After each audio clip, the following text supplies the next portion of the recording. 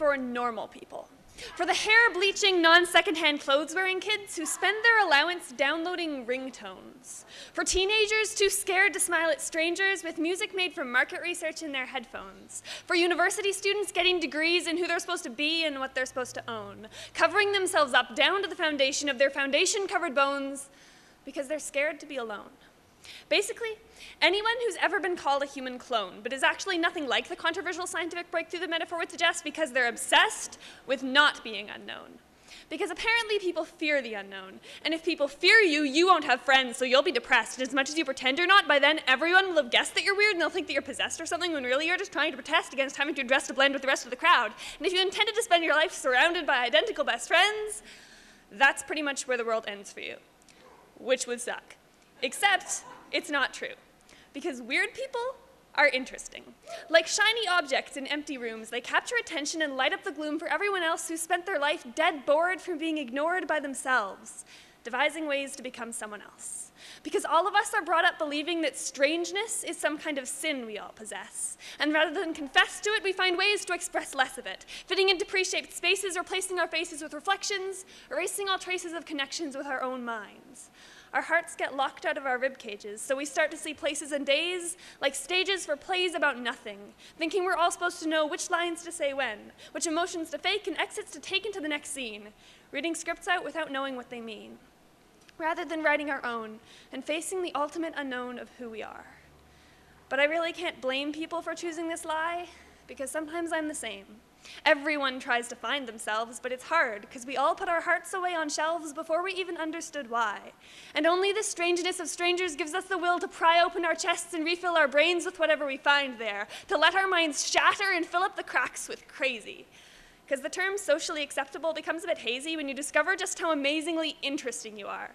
To me, every day I'm not stared at strangely is a result of being too lazy to exist in my true form, which is basically a social norm of fairy wings and shiny things and staring at the sky just to be asked why, as an excuse to explain beauty to strangers. Because sometimes we all need reminding that the biggest danger we face is letting ourselves be erased. So scared of being rejected that we decide there's nothing to find inside and become disconnected, subjected to the non-fatal suicide of being infected with a fear of standing out. But if you don't stand out from a crowd, you fall in. You begin to be nothing more than an empty name with forgettable features, and that doesn't make you normal. Normal people are mythical creatures, imagined from a blur of what we all wish we didn't wish we were. So instead of trying to reflect something that isn't even real, we should be looking for light inside that hole that never healed. We should be searching through those shadows and question marks until we find something that glows in the dark.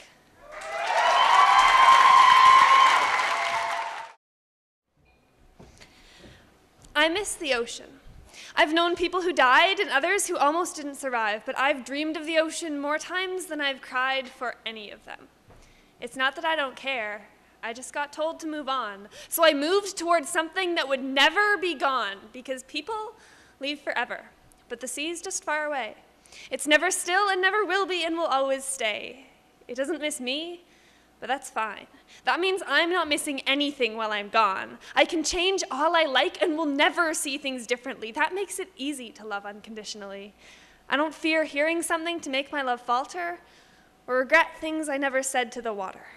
I'll never have to pretend that I never cared. With everyone else, I'm always half prepared to let go, because I know there's no way I can hold on until they're gone. I've always been scared to love anything that ends, and maybe that's a bit unfair to all my mortal friends, but I need the security of giving my trust to something important enough that it covers over 2/3 of the Earth's crust.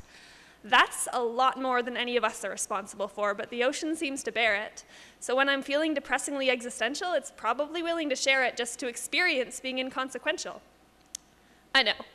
My imaginary friend is the hydrosphere. That's a stretch of the imagination, but blame whatever English teacher taught me about personification without stating the limitations. So when I learned about the water cycle in grade 4, I figured it meant wherever I get lost, statistically speaking, the ocean's probably been there before. And sure, it doesn't think, but in a way, that means there's nothing that it doesn't understand. It just reaches out, trying to hold on to what it can. And if I stand close enough, maybe that can include me. I'd be more than willing to drift off into the sea. If I was the Little Mermaid, I wouldn't be plotting my escape. I'd be floating around watching sandbars reshape, seeing the surface crinkle sunlight up and calling it my sky, and being constantly overwhelmed by everything, because nothing really happens when a mermaid cries. It's like breathing, just more salt water floating around. Sometimes I wonder if I secretly drowned a long time ago, but I didn't know that I was supposed to die, so my lungs stayed dry while my head filled up with water. You can blame my dad for dropping his 3-week-old daughter into a tide pool by mistake. And I didn't make a sound, or even cry, so maybe that salt water was going in instead of falling from my eyes. Maybe it soaked into my veins, found its way into my brain, and stayed there, making me question if I want to be entirely sane, if that means I can't fall in love with something not alive. See, I'd be long gone from here if I thought I could survive on only water, but I'm all right with waiting, watching what's around me stumble by and fall away. Everything else dries out and crumbles, but I don't have to be afraid, because I know in the end, the ocean will come back for me. I'll walk down through the waves and become part of the sea.